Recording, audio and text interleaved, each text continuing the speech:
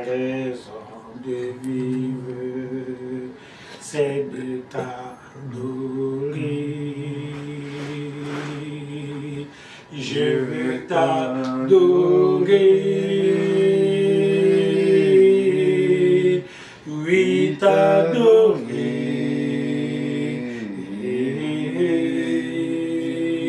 Ma raison de vivre, c'est de t'adorer. C'est la raison pour laquelle je vis. C'est la raison pour laquelle je vis. C'est la raison pour laquelle je vis. Pour t'adorer, mon Dieu. C'est la raison pour laquelle je vis. C'est la raison pour laquelle je vis. C'est la raison pour laquelle je vis. Pour t'adorer, mon Dieu. Je veux t'adorer. Oui, t'adorer.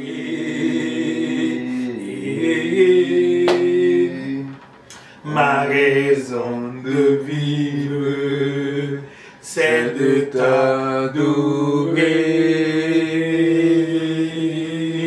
Je veux t'adorer. Oui, t'adorer.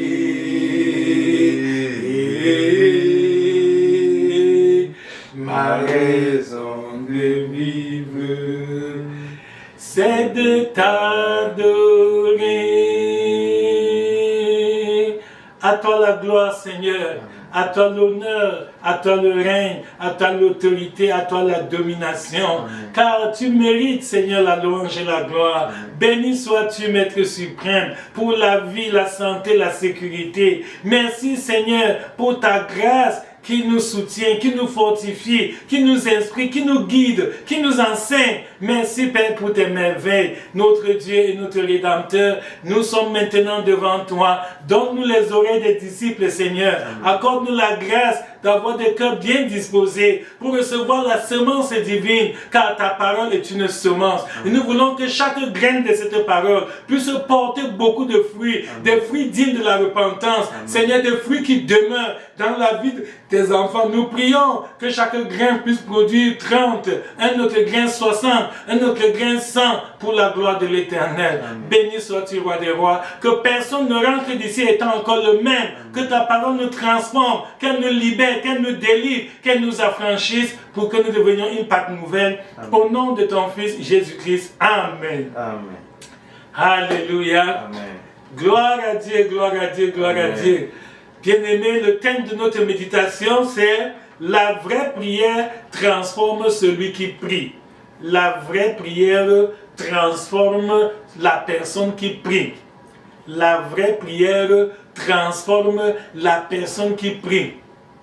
Quand tu pries, cela va apporter un changement dans ta vie. Nous sommes vraiment très heureux de constater qu'en cette période de fin d'année, il y a beaucoup de programmes de prière dans les églises. Un peu partout, il y a des programmes de prière de 1 jour, de 5 jours, de 10 jours, de 7 jours, 14 jours, 21 jours, 40 jours et même plus. Alléluia. Amen. Et c'est très louable que les serviteurs de Dieu encouragent le peuple de Dieu à prier. C'est très bon. Pourquoi? Parce que la vraie prière s'apprend. Alléluia. Amen. Oui, le premier point de notre enseignement, c'est de comprendre que la prière s'apprend. Dans le livre de Luc, chapitre 11, verset 1, Luc, chapitre 11, verset 1, un jour Jésus priait en un certain lieu, et après qu'il ait fini de prier, un disciple s'est approché pour lui dire: Seigneur, enseigne-nous à prier comme Jean-Baptiste l'a enseigné aussi à ses disciples. Donc, ce disciple a compris que la prière est un art. La prière est un combat. La prière n'est pas un jeu, ce n'est pas un amusement. On apprend à prier. On ne peut pas se lever n'importe comment et se mettre à prier. Finalement, ça va te détruire. La prière est une arme. Et comme toute arme, si tu utilises mal ton arme, au lieu que ton arme puisse tuer ton adversaire, ton arme peut te blesser, ça peut te détruire, ça peut te tuer toi-même. Il en est de même pour la prière. Donc, la prière est une arme, retenons ça très bien. La prière est une arme spirituelle, une arme très efficace, mais pourvu qu'on en fasse un bon usage. Pourvu que tu pries selon les normes, que tu pries de manière à être exaucé, pourvu que tu pries exactement comme la parole de Dieu le demande. C'est pour ça qu'il faut être suffisamment humble pour apprendre à prier. N'assume pas, c'est-à-dire ne dis pas d'office que bon, comme je suis chrétien, ça veut dire que je sais déjà prier. Et puis la prière, c'est niveau par niveau. Il y a des niveaux de prière, mon bien-aimé. Il y a des niveaux de prière, nous allons le voir dans cet enseignement. Donc, la prière, c'est quelque chose de très très utile. La prière est indispensable. On ne peut pas être enfant de Dieu sans prier. Il nous faut apprendre comment prier, comment nous approcher de Dieu, comment recevoir de Dieu, comment prier et être exaucé. Alléluia. Amen. Bien, la vraie prière s'apprend comme nous avons dit, et la prière est un dialogue.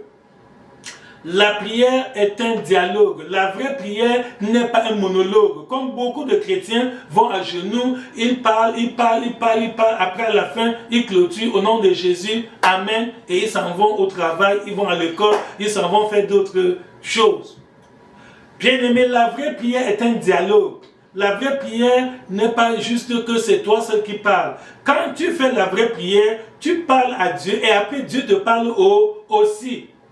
Donc, après avoir prié, quand tu as parlé à Dieu, quand tu as présenté tes besoins à Dieu, quand tu as loué Dieu, tu as adoré Dieu, après, reste encore dans la méditation, reste dans le silence, reste dans le calme, pour que Dieu te parle en retour. Très souvent, nous allons devant Dieu, nous lui présentons 1, 2, 3, 4, 5, 10, même 20 sujets de prière, et quand Dieu veut maintenant nous donner ses instructions, nous sommes déjà partis.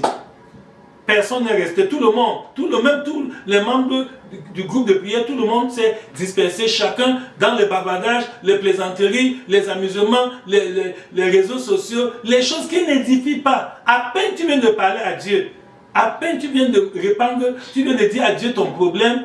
Alors, quand le Seigneur maintenant s'apprête à te donner ses instructions, quand Dieu veut te donner l'orientation pour résoudre ce problème, quand Dieu veut te donner maintenant la solution à ton problème, toi tu n'es plus là, tu es déjà parti.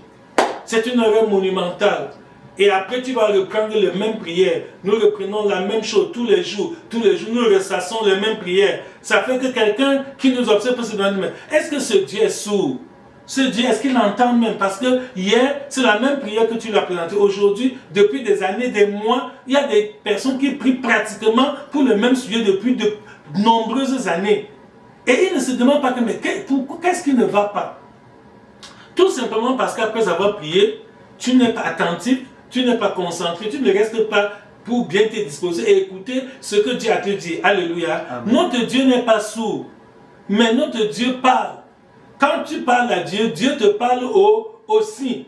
Et Dieu parle tantôt d'une manière, tantôt d'une autre. C'est ce qui est dans le livre de Job 33, 14, que Dieu parle tantôt d'une manière, tantôt d'une autre. Dieu a plusieurs façons de parler à ses enfants. Donc, nous avons déjà appris, nous avons déjà maîtrisé l'art de parler à Dieu. Ça, nous sommes experts pour ça. Chacun de nous connaît parler, on récite les versets bibliques, on a des phrases vraiment très très bien construites. C'est bon. Il n'y a rien de mal en cela, mais prends du temps aussi pour écouter Dieu. De même que Dieu t'écoute. Regardons, essayons de réfléchir même sur le plan humain. Si c'est même un être humain que tu parles, si c'était toi la personne à qui on parle, quelqu'un vient devant toi, il te parle, pardon, il y a des séances de prière qui durent 10 minutes, 30 minutes, 1 heure, 2 heures, 5 heures, et même plus. Et après tout ce temps-là, il ne te laisse même pas dire un mot. Il t'a parlé pendant 1 heure, 5 heures, 10 heures, 18 heures, 12 heures. Et après, il s'en va comme ça. Il disparaît. Il ne te demande même pas que, mais qu'est-ce que tu en penses? Qu'est-ce que veux-tu me dire en retour? Donc la vraie prière est un dialogue. Apprenons à dialoguer avec Dieu. Quand nous allons en prière, apprenons à dialoguer avec Dieu. Un homme de prière, une femme de prière doit prier avec un nécessaire pour écrire. C'est-à-dire que tu dois avoir peut-être une feuille, ou un cahier, ou ton agenda, avec un stylo, ou bien avec un crayon, pour être prêt à noter tout ce que Dieu va te dire dans ta prière. Dieu va te parler, j'en suis sûr. le Seigneur va te dire quelque chose pendant ta prière, ou juste à la fin de ta prière, si tu es tranquille, tu médites, tu restes vraiment calme, tu restes vraiment dans un cadre où il n'y a pas de distraction, le Seigneur va commencer à te parler, tu vas recevoir des nouvelles idées, le Saint-Esprit va te donner des inspirations et tu vas noter ça par écrit et ça va t'aider et tu auras la victoire au nom de Jésus. Amen. Donc bien aimé, apprenons à prier. Ces disciples avaient demandé à Jésus, Maître, enseigne-nous à prier. Ce n'est pas qu'ils ne priaient pas avant, non. Ils priaient avant ce jour-là. Mais ils ont constaté que depuis que nous prions, nos prières ne sont pas efficaces, nos prières ne sont pas exaucées. Et il a dit, Seigneur, enseigne-nous à prier. Parce que nous ne savons pas prier. Il a été humble pour reconnaître qu'il ne sait pas prier. Beaucoup d'entre nous ne savent pas encore prier. Mais rares sont ceux qui peuvent accepter que je ne sais pas prier. Il y a même des serviteurs de Dieu qui ne savent pas prier. Il y a des pasteurs qui ne savent pas prier. Il y a des apôtres, des prophètes, des docteurs, des évangélistes qui ne savent pas prier. Il y a des diacres, des diaconesses qui ne savent pas prier. Des serviteurs, des servants de Dieu qui ne savent pas prier. Mais qui n'acceptent jamais d'être humbles et de s'abaisser devant le Seigneur. Lui dit, Seigneur, enseigne-nous à prier. Bien-aimés, soyons sages. La prière est un dialogue. La prière est un échange. C'est un échange, c'est-à-dire que tu parles à Dieu et Dieu te parle aussi en retour. Donc ce n'est pas un monologue. Ce n'est pas quelque chose qui va à sens unique. Non, la vraie prière, c'est un dialogue, c'est un échange, c'est une conversation. Que ceci vraiment soit désormais ta coutume, que ceci soit désormais ta pratique, que ce soit désormais ta vie. Ou que chaque fois que tu vas devant Dieu, sois déjà prédisposé à l'écouter aussi. De même que tu veux que Dieu t'écoute, toi aussi, dispose-toi à écouter Dieu aussi, car comme tu parles au Seigneur, Dieu va aussi te parler en retour. Alléluia. Amen. La vraie prière n'est pas la récitation. La vraie prière n'est pas la récitation, non. Beaucoup de gens, quand ils prient, alors c'est juste des mots, c'est-à-dire que c'est juste du bout des lèvres que tu formules des phrases, tu dis beaucoup de choses et à la fin, tu t'en vas. Non. La vraie prière sort du fond du cœur.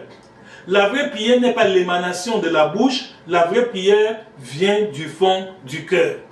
Ça me rappelle l'exemple de Anne à Silo. Quand cette femme est allée en prière, les gens avaient mangé et bu, il y avait beaucoup d'ambiance et de bruit, mais elle s'est isolée. Elle s'est vraiment retirée quelque part près d'un poteau du temple de l'Éternel parce qu'elle avait quelque chose de sérieux. Vous voyez, donc la vraie prière n'est pas la récitation. Il y a des gens qui sont très habiles à prononcer de belles phrases, à réciter les versets bibliques par cœur et tout le reste.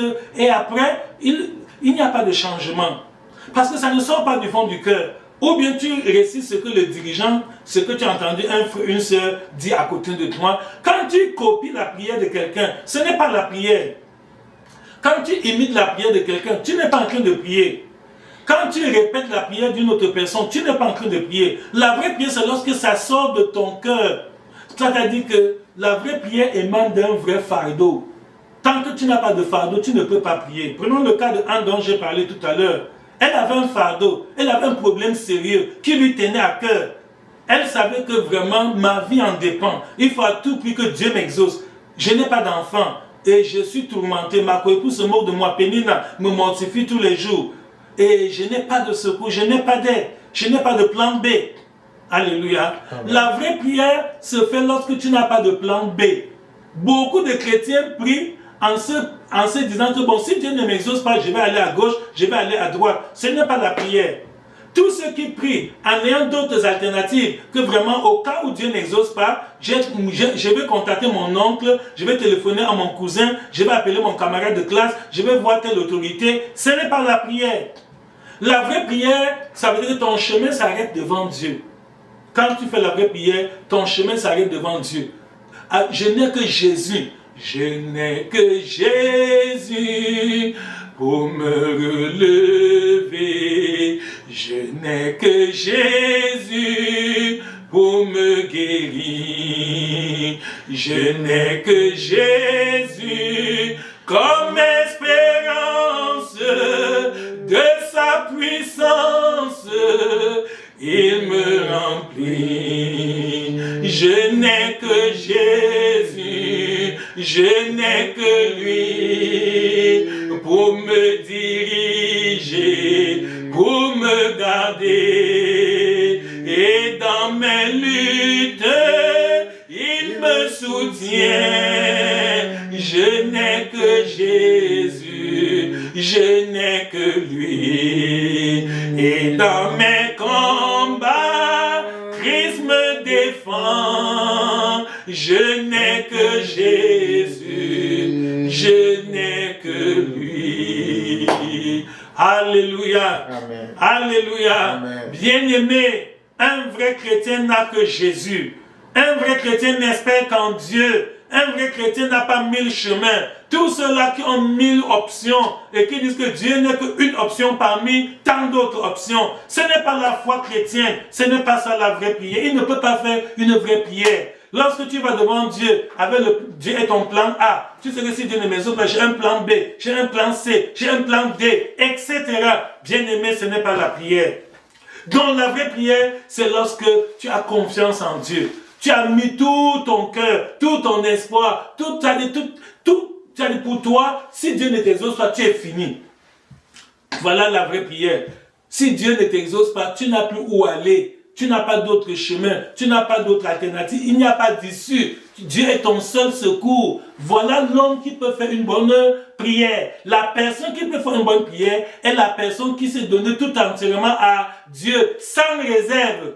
Tu n'as rien gardé. Je me rappelle lorsque les disciples ont demandé à Jésus que Seigneur, nous voici, nous avons tout quitté et nous t'avons suivi. C'est ça. Quelqu'un qui prie, c'est celui qui a tout quitté. Il a quitté les marabouts, il a quitté les charlatans, il a quitté les voyants, il a quitté les coutumes du village, la tradition, l'idolâtrie, il a quitté la tricherie, il a quitté la corruption, il a quitté tout ce que les hommes font, tout ce que les gens utilisent pour résoudre leurs problèmes. Tant que tu n'as pas quitté tout ça, et tu dis que tu pries, tu es en train de battre de l'air, tu perds le temps pour rien. Tu es juste un aventurier. Il manque quelqu'un de sincère qui t'aime suffisamment pour te dire que arrête cette prière, ne perds pas ton temps. Tu es en train de t'épuiser pour rien. Pour faire une bonne prière, il faut avoir tout quitté. Il faut avoir tout abandonné. Il faut se confier en Dieu entièrement, sans réserve. Il ne faut pas avoir d'autres arrière-pensées derrière la tête que si Dieu ne m'exauce pas, je vais monter, je vais descendre. Quand le Seigneur voit que tu viens devant lui, et c'est une forme d'idolâtrie. C'est-à-dire tu mets Dieu sur le même pied d'égalité que les autres réalités humaines. Non. Non. Il faut que Dieu voit qu'il est pour toi le suprême. Il est pour toi l'unique. C'est-à-dire il n'y a que lui. Jésus a dit, je suis le... Jean 14, 6. Jean chapitre 14, verset. Jésus a dit, je suis le chemin, la vérité et la vie. Jésus n'a pas dit, je suis l'un des chemins. Non. Celui qui prie est celui qui a pris Jésus comme étant son chemin. Jésus est mon chemin. Je n'ai pas d'autre issue. Je n'espère qu'en lui et en lui seul. Alléluia. Amen. Voilà, bien-aimés frères et sœurs, que la prière s'apprend. La prière est un dialogue. La prière est un échange entre Dieu et toi. La prière exige un cœur totalement consacré à Dieu. Pour faire une bonne prière, il faut avoir un cœur totalement consacré à Dieu. Il ne faut pas qu'il y ait une partie de ton cœur qui est encore occupée par l'amour du monde, l'amour des plaisirs de la chair. Non. Il faut que ton cœur soit entièrement consacré à Dieu. Alors tu peux faire une bonne prière. Et comme nous l'avons dit, que la prière n'est pas la récitation. C'est lorsque tu as un fardeau, tu as un problème, une situation qui te tient à cœur et tu n'as pas d'autre issue, tu n'as pas de solution ailleurs, tu n'espères qu'en Dieu. Alors tu peux faire une bonne prière. Comme Anne à Silo. Vous voyez qu'elle a prié. Les autres qui jouaient, dansaient, mangeaient, buvaient, faisaient tout. Ça ne lui a rien dit. C'est ça. Aujourd'hui, beaucoup prient dans la distraction. Beaucoup prient et en n'étant pas attentifs, n'étant pas concentrés devant Dieu. Imagine que beaucoup de chrétiens aujourd'hui prient en manipulant leur téléphone portable. C'est absolument inimaginable. C'est-à-dire que c'est abominable. Que tu pries, pendant que tu pries, tu parles à qui? À Dieu, le Créateur, le Tout-Puissant, que l'univers entier ne peut contenir. C'est à lui que tu parles. Et en même temps, tu réponds aux coups de fil, tu réponds aux messages qu'on t'a envoyés, etc., etc. Tu es distrait. Et c'est un manque de respect. C'est un manque de respect devant Dieu. C'est vrai. Parce que même sur le plan humain, quand tu t'adresses à une autorité, un responsable, quand tu es dans le bureau d'un responsable, tu causes avec lui, tu ne peux pas te mettre à surfer sur ton téléphone en même temps que tu es en train de parler à ce responsable. Non. Et Dieu est au-dessus de tous les responsables humains auxquels nous avons affaire. Dieu est le suprême. Donc quand tu vas devant Dieu, laisse ton téléphone de côté. Concentre-toi. Prends d'abord, il n'y a rien qu'un être humain peut te donner qui dépasse ce que Dieu peut te donner. Donc même, parce que certains chrétiens disent que non, si je laisse mon téléphone, je peux rater un appel. Écoute, qui peut t'appeler ici? Parmi les milliards d'êtres humains qu'il y a sur la terre, sur cette planète Terre, qui est plus grand que Dieu? Qui est plus fort que Dieu? Qui est plus riche que Dieu? Qui est plus sage que Dieu? Personne. Par conséquent, c'est une illusion. Tu peux rater 1000 appels téléphoniques, tu peux rater, je ne sais pas moi, mais un seul mot du Seigneur, oh, résout ton problème. Un seul mot du Seigneur change ta situation. Un seul mot venant de Jésus, vraiment, tu as dit, tu entres dans ta destinée. Dis un mot, ma vie va changer. Dis un mot, ma vie va changer. Dis un mot, ma vie va changer. Dis un mot, ma vie va changer. Dis un mot, ma vie va changer. Dis un mot, ma vie va changer. Dis un mot, ma vie va changer. Dis un mot, ma vie va changer. Seigneur, accomplis tes promesses. Mon Dieu, accomplis tes promesses. Jésus, accomplis tes promesses. Dis un mot, ma vie va changer. Seigneur, accomplis tes promesses. Mon Dieu, accomplis tes promesses. Jésus, accomplis tes promesses. Dis un mot, ma vie va changer. Alléluia. Amen. Un seul mot du Seigneur suffit pour que ta maladie soit guérie. Amen. Un seul mot du Seigneur suffit pour que tu trouves le travail, toi qui es en chômage. Amen. Un seul mot du Seigneur suffit pour que ta situation change, que Amen. La paix revienne dans ton foyer, l'harmonie dans ta famille. Amen. Un seul mot du Seigneur. Et l'essentiel est que tu sois concentré, attentif pour écouter le mot que le Seigneur veut te donner. Alléluia. Amen. Donc ne t'inquiète plus que si je ne regarde pas mon téléphone, tel peut m'appeler, tel peut faire ceci, tel... Non, déjà la Bible dit que un homme ne peut recevoir que ce qui lui a été donné du ciel. Alléluia. Amen. C'est Jean-Baptiste qui avait répondu ainsi à ceux qui voulaient créer une rivalité entre Jésus et lui. On lui a dit que, mais Jean, l'homme que tu as baptisé hier, le petit Jésus là, il a grandi, maintenant il prêche, tout le monde va à lui et toi tu n'as plus personne. Il a dit que non. Un homme ne peut recevoir que ce qui lui a été donné du ciel. Mon frère, si le ciel ne te donne pas quelque chose, tu vas démarcher, tu vas corrompre, tu vas lutter, tu vas même mentir, tu vas te compromettre, tu vas faire tout, tu n'auras rien. Mais si le Seigneur te donne, la Bible dit que si Dieu est pour nous, qui sera contre nous? Personne ne peut être que contre toi. Si c'est le Seigneur qui a signé son décret pour te donner quelque chose, personne ne peut empêcher que cela s'accomplisse. Que cette grâce soit notre partage au nom de Jésus. Amen. Soyons concentrés dans nos prières. Oublions tout. Il y en a qui sont à genoux pour prier. C'est à ce moment qu'ils commencent à penser à la nourriture et qu'ils vont manger après. Non, ce n'est pas bon. Quand tu es devant Dieu, sois focalisé, comme on dit en anglais, be focused, c'est-à-dire que reste concentré. Il faut que ce soit l'objet de ta pensée, ton cœur, tout ton être est là devant Dieu. Ne sois pas devant Dieu juste de forme, c'est-à-dire ce n'est que ton corps qui est là, mais ton esprit est au marché dans ta boutique.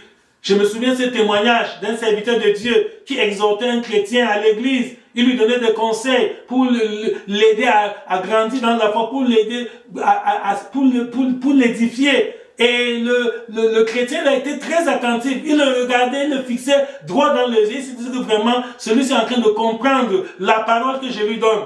Mais à un moment donné, ce serviteur de Dieu lui a demandé, tu as compris ce que j'ai dit, frère? Il lui a posé la question, tu as compris ce que j'ai dit, frère? Le frère lui a répondu 1500. C'est alors que le serviteur s'est rendu compte que mais je perdais le temps depuis. Donc pendant que je lui parle là, il est dans sa boutique en train de compter de l'argent. Et dès que tu as compris, il dit 1500. Donc il n'a rien suivi de toutes les exhortations que le serviteur de Dieu lui a donné. Pourquoi? Parce qu'il n'était pas concentré. Que cela ne soit plus ton partage au nom de Jésus. Amen. Quand tu vas devant Dieu, viens entièrement, viens totalement. Le Seigneur est le Dieu de la plénitude. Dieu n'aime pas les choses qu'on fait à moitié. Dieu n'aime pas les demi-mesures. Tu veux prier, prie. Tu ne veux pas prier, ne prie pas. Ne fais pas semblant de prier pendant que tu es en train de faire autre chose. C'est pas bon. avec Dieu, on ne fait pas semblant. Dieu n'agrée pas de demi-sacrifice. Non, Dieu reçoit quelqu'un selon la manière dont tu t'es donné à lui. Alléluia. Bien-aimé, voilà, la vraie prière transforme celui qui prie. La vraie prière change la vie de la personne qui prie. Aujourd'hui, beaucoup de gens prient, mais leur vie ne change pas. Ce n'est pas normal, ce n'est pas biblique. La vraie prière doit te transformer avant de transformer le problème pour lequel tu priais. Quel que soit le sujet, quel que soit le sujet que tu as adressé à Dieu, quel que soit ton sujet de prière, Dieu veut te transformer d'abord avant de transformer la situation que tu lui présentes. Quelle que soit ta cause, peut-être que tu souffres d'une cause, tu as vraiment un problème sérieux qui te gêne. Dieu travaille de l'intérieur vers l'extérieur. Alléluia. Amen. Retenez bien cette leçon. Dieu travaille de l'intérieur vers l'extérieur. Tu veux que Dieu fasse un miracle dans ta santé physique. Tu veux que Dieu transforme ton enfant qui est délinquant. Tu veux que Dieu ramène l'harmonie dans ton foyer, ton mariage qui bat de l'aile. Tu veux que Dieu te donne un époux, une épouse. Tu veux que Dieu te donne un emploi. Je ne sais pas quel est ton sujet de prière. Mais sache que, avant que Dieu intervienne dans ces situations que tu lui présentes, Dieu veut d'abord intervenir dans ton propre cœur. Avant que Dieu transforme la situation de ton enfant rebelle, Dieu veut d'abord te transformer toi-même. Donc le miracle de Dieu commence à l'intérieur avant de se manifester à l'extérieur. Mais aujourd'hui, beaucoup de gens ont changé, ont inversé l'ordre normal des choses. Les gens s'attendent à ce que Dieu fasse des miracles dans leur lieu de travail, dans leur santé physique, dans leur famille, dans leur business, mais ils ne veulent pas changer leur cœur. Celui qui était plein de mensonges continue à mentir, mais il attend que, comme il a prié, Dieu va laisser tomber son mensonge, Dieu va pas tenir compte de la convoitise charnelle qui est en lui, la ruse et l'hypocrisie, l'orgueil, toutes les choses semblables, Dieu va sauter sur ça, Dieu va fermer les yeux sur tout ça, et Dieu va seulement faire des miracles extraordinaires dans sa vie. Cela n'est pas bon, cela n'est pas vrai, ce n'est pas biblique, mon frère et ma soeur.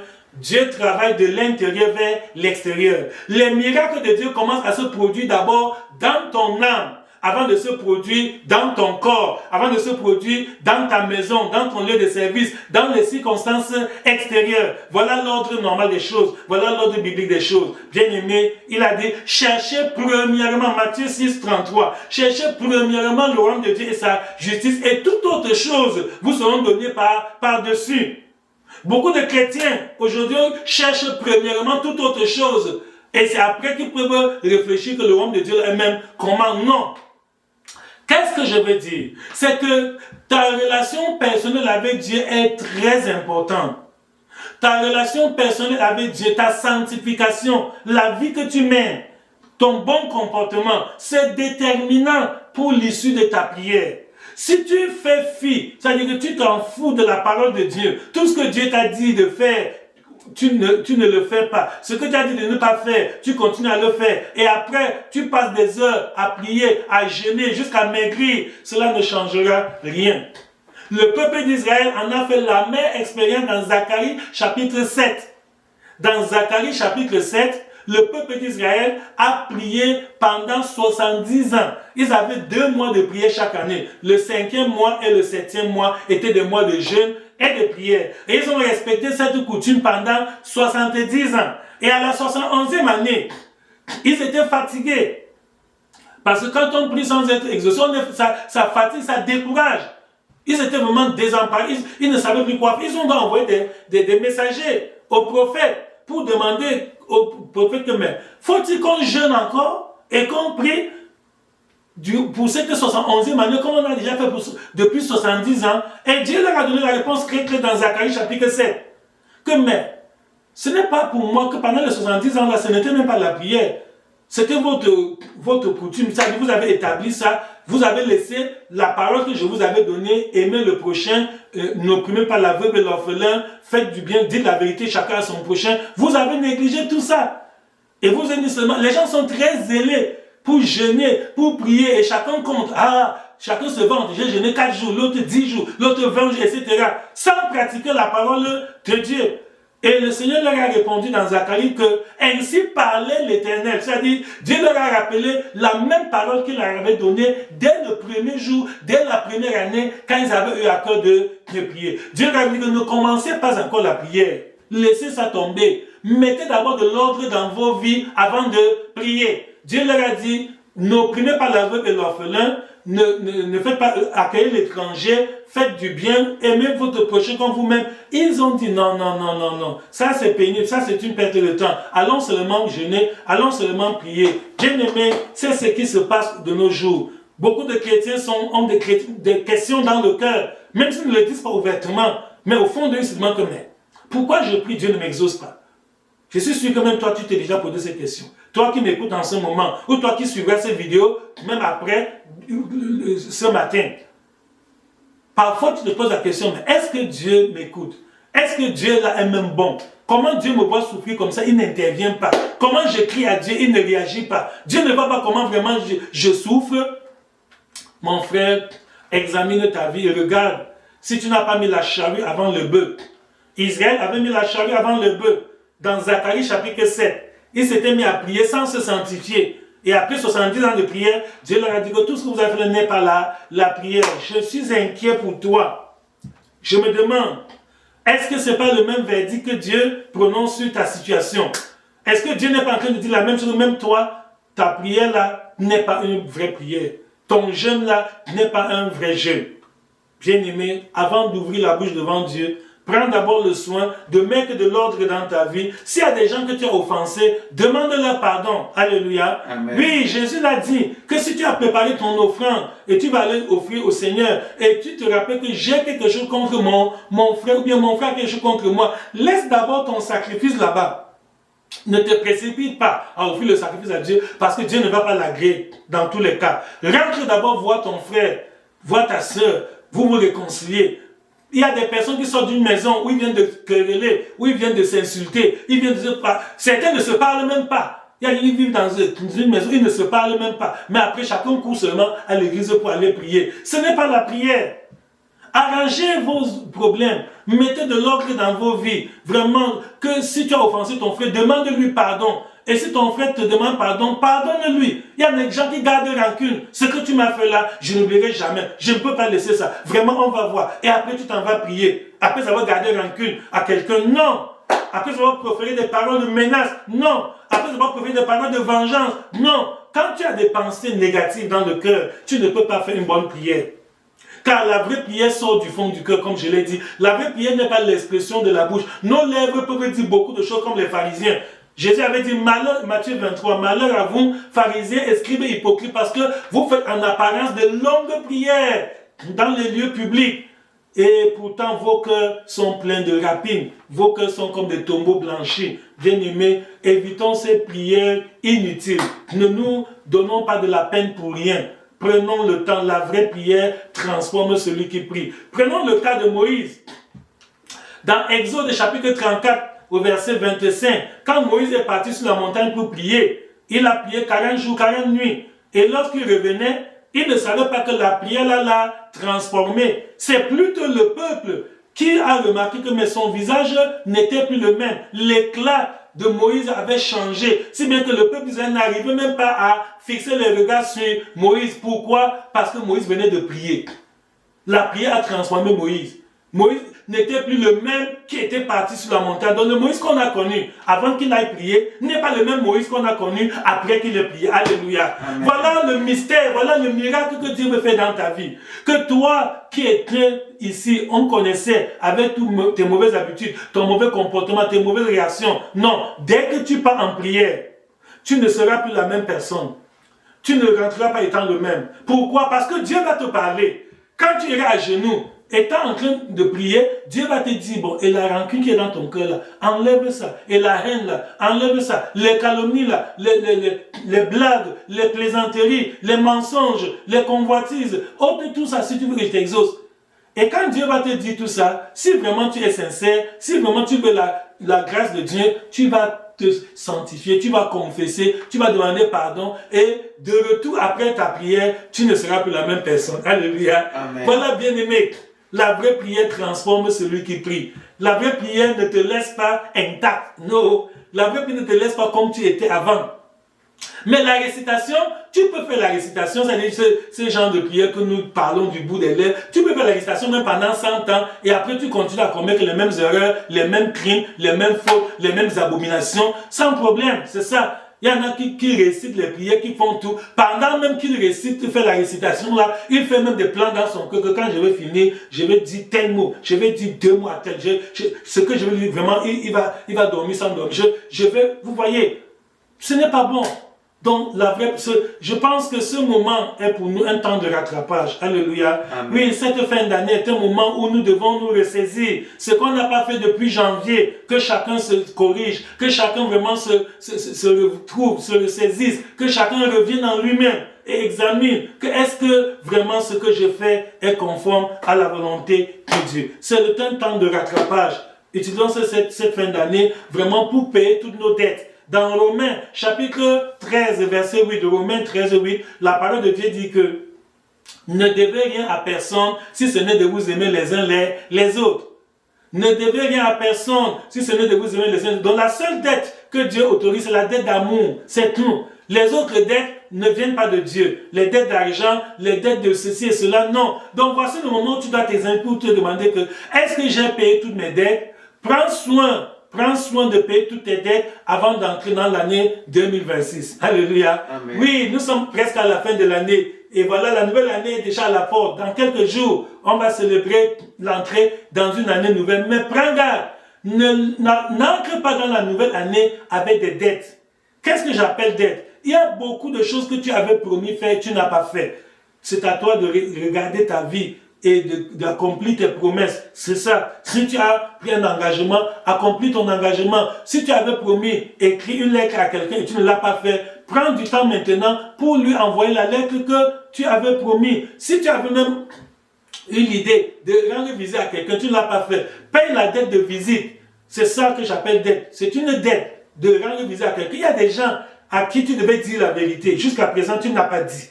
Chaque fois que vous voyez, mais tu tournes autour du pot, tu as peur qu'il va se fâcher, tu crains, tu ménages tes intérêts, tu sais que peut-être c'est lui qui t'aide avec un peu d'argent, tu crains que si tu lui dis, il va se fâcher, il ne te donnera plus de l'argent. Voilà, tu préfères que son âme aille en enfer, qu'il perde la vie éternelle parce que tu ne veux pas rater quelques francs, quelques pièces d'argent. Non, c'est une dette. Tu as la dette de dire la vérité à ton prochain.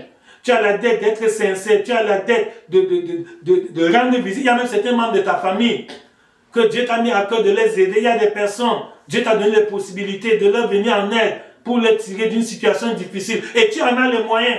Et tu as toujours promis, je vais, et tu ne l'as jamais fait. Si tu gardes cela sans payer cette dette, jusqu'à entrer dans l'année nouvelle, ce n'est pas une bonne chose. Il y a les dettes de prière. Il y a des personnes qui t'ont demandé pardon, prie pour moi, pense, tu as dit oui, et tu ne l'as jamais fait. Ce n'est pas bon. Paye cette dette de prière pour ton prochain avant d'entrer dans l'année nouvelle. Donc nous avons beaucoup de dettes. Chacun de nous connaît ses dettes, tout ce que tu devais accomplir et que tu ne l'as pas encore fait. Voici le moment favorable. Cette fin d'année est un temps de rattrapage où tu dois mettre de l'ordre dans ta vie, où tu dois faire qu'il n'y ait pas de nuages dans ta relation avec Dieu. Vous vous souvenez que la prière est un procès. Alléluia. Okay. La vraie prière est un procès. C'est très important de le noter. La vraie prière est un procès. Quand tu t'en vas en prière, sache que je m'en vais au tribunal. Et ce n'est pas moi qui le dis. La parole de Dieu dans Zacharie chapitre 3. Zacharie chapitre 3, à partir du verset 1 jusqu'au verset 5, le grand prêtre Josué est allé en prière. Et pendant qu'il priait, Satan était à sa droite en train de l'accuser. Beaucoup de chrétiens ne savent pas que lorsqu'ils vont en prière, l'ennemi est là, l'accusateur des frères, il est là pour dire à Dieu que Dieu, il te demande telle chose. Si tu lui donnes ça, c'est que tu n'es plus Dieu, puisqu'il n'a pas obéi à ta parole. Il a violé ta loi. Il a marché en ennemi de la croix. Et comme Dieu est juste, Dieu ne peut pas se régner à cause de toi. Dieu ne peut pas régner sa sainteté à cause de toi. Tu vois. Donc pour que le Seigneur puisse t'aider, il faut que tu implores sa miséricorde, que tu demandes pardon. C'est pourquoi, dans le livre de Zacharie, chapitre 3, qu'est-ce qui est arrivé? Quand Satan était à la droite de Josué pour l'accuser, Dieu a envoyé un ange qui est venu enlever. Parce que Josué avait les vêtements sales. Les vêtements sales, c'est quoi? C'est les souillures, c'est les abominations, c'est le péché, c'est l'incrédulité, tout ce que nous faisons et qui n'est pas conforme à la parole de Dieu. C'est lorsque l'ange est venu enlever ses vêtements sales et a revêtu Josué des habits de fête que Josué a été exaucé. Je prie que la même grâce te soit donnée au nom de Jésus. Amen. Que le Seigneur ôte tes vêtements sales, que vraiment tu sois revêtu d'habits de fête et que la gloire de Dieu paraisse dans ta vie et que le miracle de Dieu s'opère dans ta vie. Amen. Et que la gloire de Dieu se voit dans ta vie. Amen. Et que les promesses de Dieu se réalisent dans ta vie. Amen. Au nom de Jésus. Amen. Mon frère, la prière est un tribunal. La prière est un procès. Quand tu vas en prière, sache que je m'en vais à un procès. Et il y a un ennemi là pour m'accuser. Et si tu veux que Jésus soit ton avocat, que Jésus défende ta cause dans ce tribunal, sois sincère, reconnais tes fautes, sois humble, humilie-toi, abaisse-toi, demande pardon au Seigneur et l'Éternel va te visiter et le Seigneur prendra soin de toi. Alléluia. Amen. Donc la vraie prière transforme celui qui prie. Parce que Jésus a enseigné que quand vous priez, dites Seigneur, que ta volonté soit faite sur la terre comme au ciel. Quand je prie que Seigneur, que ta volonté soit faite sur la terre, cette volonté de Dieu doit se faire d'abord en moi, avant de se faire autour de moi. Quand je prie que Seigneur, que ton règne vienne, parce qu'il y a une chose de connaître Jésus comme sauveur, c'est une autre chose de connaître Jésus comme Seigneur. Beaucoup de chrétiens connaissent Jésus comme sauveur. Oui, il me sauve de la maladie, il me sauve de la pauvreté, il me sauve de ceci et de cela. C'est bien beau. Mais beaucoup n'aiment pas que Jésus soit leur Seigneur. Le Seigneur, c'est qui? C'est le Maître qui ordonne et on obéit. À qui on obéit? C'est ça. Donc, quand je dis Seigneur, que ton règne vienne. Le règne de Dieu doit venir d'abord dans mon cœur, dans ma vie, dans ma propre situation. Je dois laisser que Dieu règne sur ma volonté, que Dieu règne sur mes pensées, que Dieu règne sur mes désirs, que Dieu soit maître, que toute ma vie soit conforme à sa parole, que mon comportement soit digne de l'évangile. Voilà comment le règne de Dieu vient en moi. Et à partir de moi, le règne de Dieu va se répandre, ça va continuer pour d'autres personnes. Alléluia. Amen. La vraie prière transforme celui qui prie. Même le Seigneur Jésus dans Matthieu 17, à partir du verset 1, quand il a pris Pierre, Jean et Jacques pour aller sur la montagne pour un temps de prière, la Bible dit qu'il a été transfiguré devant eux. Donc la prière a changé même le visage physique, l'apparence physique de Jésus. La prière a changé l'apparence physique de Jésus. Vous voyez? Donc c'est comme ça nous aussi quand nous prions, nous devons nous laisser transformer par la parole de Dieu parce que quelqu'un ne peut pas entrer en contact avec Dieu et rester le même. C'est impossible.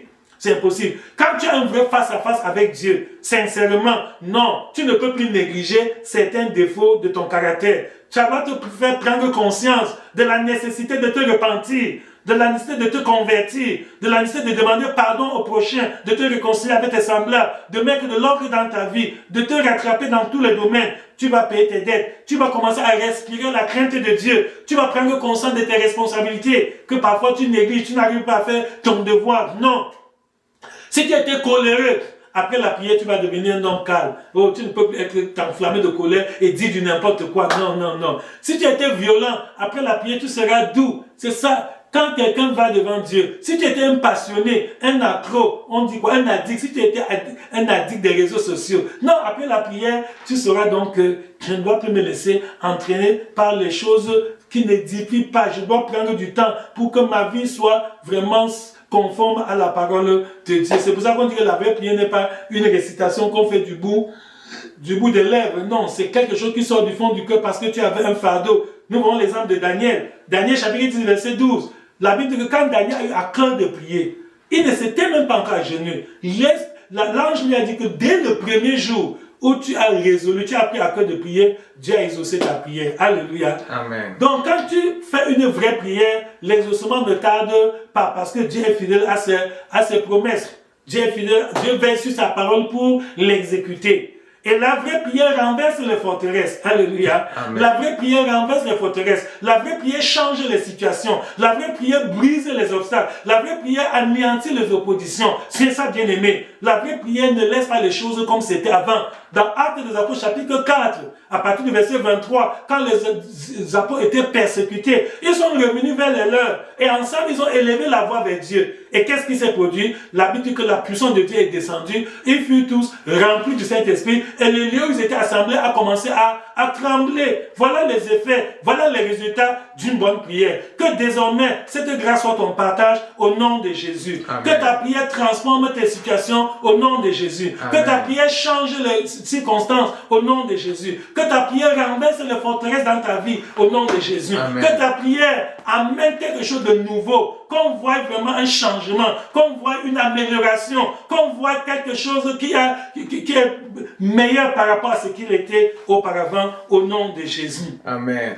La prière change beaucoup de choses, mes frères. Dans Acte 12, quand on a arrêté l'apôtre Pierre, on l'a mis en prison. L'église s'est mise à prier sans arrêt, sans cesse. Prier de manière consistante, de manière profonde, de manière ininterrompue. Une chaîne de prière. Et on a vu le résultat. Dieu a envoyé un ange qui est venu libérer Pierre de la prison alors que Hérode s'apprêtait déjà à l'exécuter le lendemain. Donc la vraie prière est très importante. C'est à nous de savoir que la prière est un sacrifice que tu offres à Dieu et que quand tu pries, les choses peuvent changer, mais si ta prière ne te change pas toi-même, ça ne changera absolument rien à l'extérieur. Donc c'est à toi de prendre tes responsabilités, d'être sage et de savoir que ce temps est un temps favorable pour que chacun d'entre nous prenne un nouveau départ. Que cette période de fin d'année où il y a des programmes de prière organisés un peu partout, vraiment que ça nous sert, que ça nous aide à nous rapprocher de Dieu. Que tous ces programmes de prière que nous sommes en train de faire nous aident à nous sanctifier, nous aident à ôter tout ce qui ne rend pas gloire à Dieu de nos vies. Que cela nous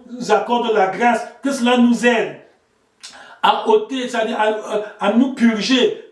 Je ne sais pas comment dire ça, c'est-à-dire que chacun nous profite de cette occasion pour mettre de... Sinon, après tu vas te fâcher. À la fin de la prière, il y en a qui se révoltent, il y en a qui se découragent, il y en a qui après un programme de prière abandonnent même la foi. Pourquoi? Parce qu'ils disent que vraiment ça n'a servi à rien, Dieu n'a rien fait, je ne vois pas, on nous a perdu le temps, etc. Alors que c'est toi qui gardais encore les calomnies, toi qui gardais l'hypocrisie en toi en priant. Tu priais en critiquant même les gens. Tu priais en murmurant contre ton pasteur. Tu priais en faisant des petits groupes où vous faites des complots, des bavardages, des coups bas, etc. Avec tout ça, ça ne peut pas, le Seigneur ne peut pas régner sa parole pour t'exaucer. Donc c'est maintenant que toi-même tu dois abandonner les pensées impudiques, les désirs impurs, tout ce qui ne rend pas gloire à Dieu. Si tu veux que ta prière soit exaucée. Dans Ésaïe 59, il dit: non, la main de l'Éternel n'est pas courte pour nous sauver, ni son oreille trop dure pour nous entendre, mais ce sont nos péchés, c'est nous-mêmes qui faisons que la grâce de Dieu ne descende pas sur nous. Donc si tu veux être vraiment exaucé dans ta prière, voici le moment, sanctifie-toi, mets de l'orgue dans ta vie et tu vas voir comment les gens vont s'étonner, les gens vont voir la gloire de Dieu dans ta vie. Mais si tu gardes tous les poisons spirituels que tu as absorbés, toutes les mauvaises pensées, les mauvaises idées, tu conserves en toi tout ce qui est négatif. Et après cela, tu penses que avec toutes ces fausses doctrines que tu as emmagasinées, avec l'hypocrisie, avec la ruse, avec le mensonge, avec les calomnies, Dieu va t'exaucer. Non, tu ne seras pas exaucé parce qu'il n'y a pas de communion entre la lumière et les ténèbres. Si tu veux la grâce de Dieu, tu dois toi-même te débarrasser de ce qui ne rend pas gloire à Dieu et tu verras comment le Seigneur va t'exaucer. Que cette grâce soit notre partage. Que cet enseignement t'aide vraiment à bien mettre de l'orgue dans ta vie avant de prier. Que cet enseignement t'aide à faire une bonne prière. Que ta prière de cette année ne soit pas comme la prière des autres années. Que par ce message où tu comprends que la prière transforme la personne qui prie, laisse que cette prière te transforme, que ta prière te transforme, que ta propre prière vraiment te change et que tu deviens une pâte nouvelle, une personne régénérée, une personne sanctifiée, une personne consacrée. Et c'est toi qui vas commencer à rendre témoignage. Alléluia. Amen. Je prie que par cet enseignement, que tous tes sujets de prière deviennent des témoignages au nom de Jésus. Amen. Que tous tes problèmes deviennent vraiment des témoignages de la résurrection, de l'action, de la bénédiction, de l'exaucement au nom de Jésus. Amen. Que le Seigneur te visite par ce message qui te transforme et qui t'aide à prendre un nouveau départ au nom de Jésus-Christ. Amen.